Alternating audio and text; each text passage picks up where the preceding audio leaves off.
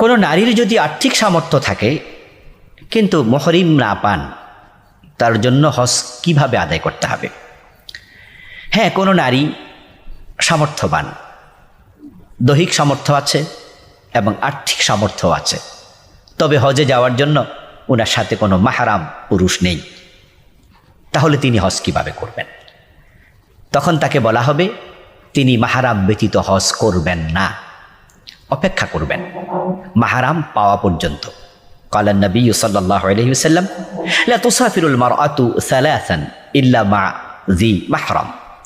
প্রিয় নবী সাল্লাল্লাহু আলাইহি ওয়াসাল্লাম বলছেন, কোনো নারী 3 দিনের রাস্তা সফর করবে না মাহরাম ব্যতীত। হজ করার জন্য বাংলাদেশ থেকে গেলে তো লম্বা সময়, 3 দিন না, আমাদের লেগে যায় আরও বেশি। আর হজের সময় তো 8 তারিখ থেকে এরপরে আপনার 12 তারিখ পর্যন্ত 4-5 দিন লাগাতার, লম্বা সময় সেখানেও থাকা লাগে। তাই মাহরাম পুরুষ আবশ্যক। এখন নারী অপেক্ষা করবে কোনো মাহরাম পুরুষ পায় কি না। যদি না পায়, মৃত্যু পর্যন্ত অপেক্ষাই করতে থাকবেন, মাহরাম ব্যতীত হজ করতে তিনি যাবেন না। অবস্থা এমন হলো যে তিনি হয়তো আর পাবেনই না মাহরাম কোনো পুরুষ, তাহলে মাসআলা হলো তিনি বদলি হজ করার জন্য অন্য কাউকে দায়িত্ব দিয়ে যাবেন।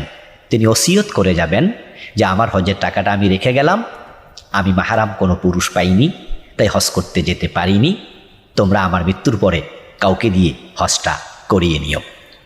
স্বামী মাহরামদের অন্তর্ভুক্ত। স্বামী মাহরাম লাগে না হওয়া, কারণ তার সাথে স্ত্রীর পর্দাই নেই।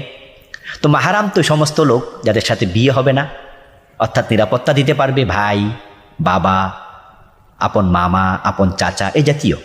তো স্বামী নিরাপত্তার দিক থেকে মাহরাম পুরুষদেরই মতো তার সাথে যেতে পারবে। এবং নিজের আপন বোন যদি তার মাহরাম কোনো পুরুষের সাথে যায়, অর্থাৎ তার হাজব্যান্ডের সাথে গেল, অথবা তার অন্য কোনো মাহরাম পুরুষকে সাথী পেল যেটা এই বোনের নেই, এখন এই বোন যদি তার বোনের সাথে যায়, তাহলে বোনের হাজব্যান্ড বোনের সাথে আছে, আর এই বোনটা তার মাহরাম পুরুষের স্থলাভিষিক্ত হয়ে যাবে। তখন তার জন্য আবার মাহরাম পুরুষ প্রয়োজন হবে না, নিরাপত্তাটা ইম্পর্টেন্ট। তার বোন যেহেতু আছে, তার বোনের সাথে বোনের স্বামী আছে, এখন এই বোন মাহরামের কায়ামাকাম হবে। ঠিক অনুরূপভাবে এমন কোনো নারী যে নারীর সাথে তার স্বামী আছে অথবা তার কোনো মাহরাম পুরুষ আছে, এখন আপনি যদি চান যে ওই মহিলাটা আপনার জন্য সে নিরাপত্তা নেবে এবং সে মহিলা আপনার মাহরামের কায়ামাকাম হতে পারবে, তাহলে এমন মহিলার সাথে আপনি হজে যেতে পারবেন। কিন্তু আপনার নিরাপত্তা বিঘ্নিত হয়,